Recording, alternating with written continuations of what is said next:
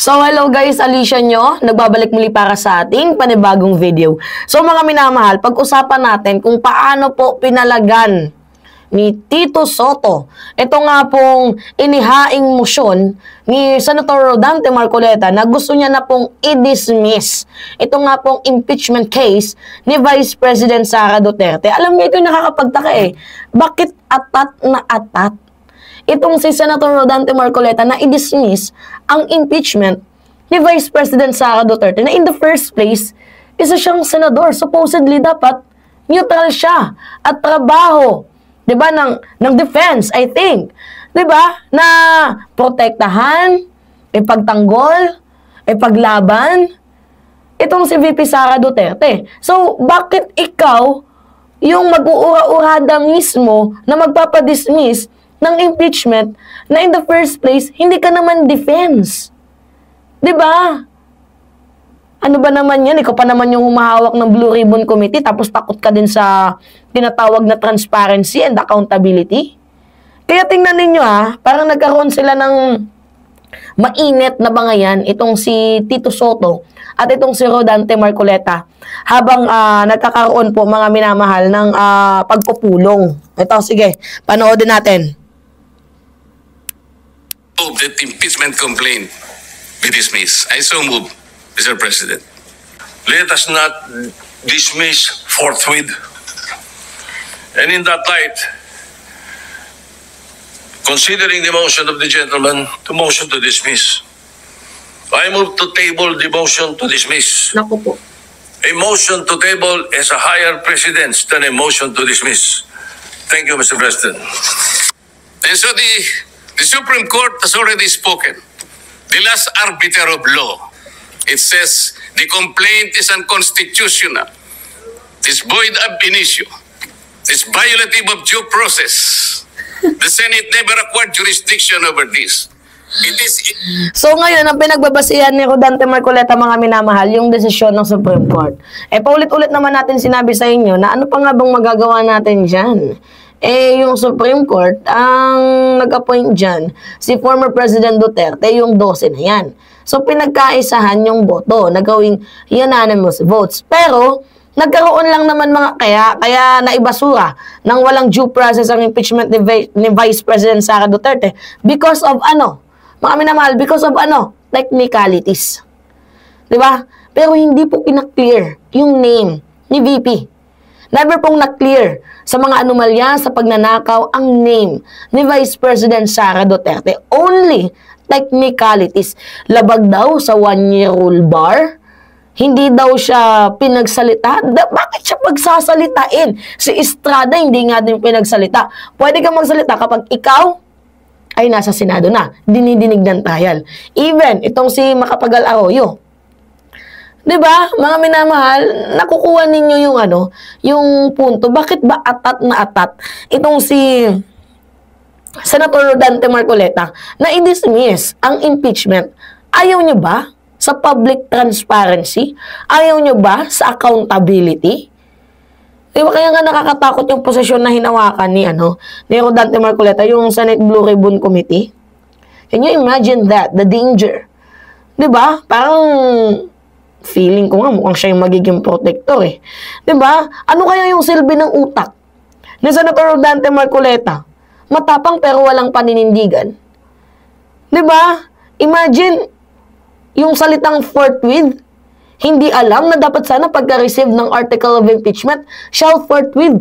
Kung meron sanang respeto, mga minamahal, itong mga senador na to, hindi nila bababuyin ang konstitusyon. Hindi nila pag-aantayin, mga minamahal. Hindi nila pag-aantayin ang mamamayang Pilipino. Hindi nila ipapadribble ang impeachment. Diba? So, kaya nga sabi ko sa inyo, sobrang bagal ng hustisya Nagigets ninyo, mga minamahal? Sobrang bagal ng hustisya. Baka pa nga ICC pa yung humuli kay Vice President Sara Duterte. Ngayon, ano yung bottom line natin dito? If they delayed it for months, they have no right to rush it now. Nagigets ninyo, dinilayed nila ng sobrang tagal na panahon tapos ngayon nirarush nila na yung impeachment ni Vice President Sara Duterte ay ma-dismiss. Kung totoong nire-respeto nyo yung rule of law, kung totoong nire-respeto nyo ang due process, bakit nyo ba kailangang antayin pa ang desisyon ng Supreme Court? Nakasaad na sa ating konstitusyon na yung impeachment na yan ay shall forthwith. Diba? Naghain na rin ng motion for reconsideration, mga minamahal. Itong si House Speaker Martin Romualdez. Tapos gusto nyo agad-agad na i-dismiss? Hindi pa nga nadedesisyonan eh. Diba? Kung kakabigan niyang motion for reconsideration na yan, pending pa po ang MR. Pending pa, pakatandaan ninyo. And yung Supreme Court ruling, hindi pa yan final. May ruling, pero may motion for reconsideration ang ifiniled ng House of Representatives. Diba? So, bakit dinideclare na agad ng ibang mga senador na, ay, final na yon yung desisyon ng Supreme Court? Alam nyo here's the thing.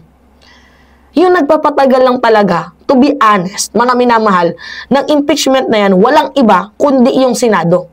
Senado yung nagpatulog, Senado yung nagdribble, tapos ngayon, Senado din yung atat na atat para i-dismiss.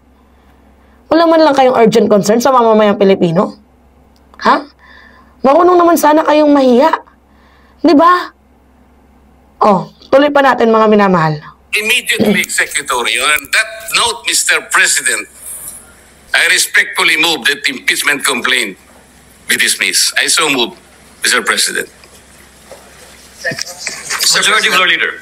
Mr. President, before, Mr. President, we act on the motion of the distinguished gentleman from the great province of Tarlac and Rizal. Mr. President, the motion is not among the privileged motions listed under our Rule 32, Section 90 of our rules.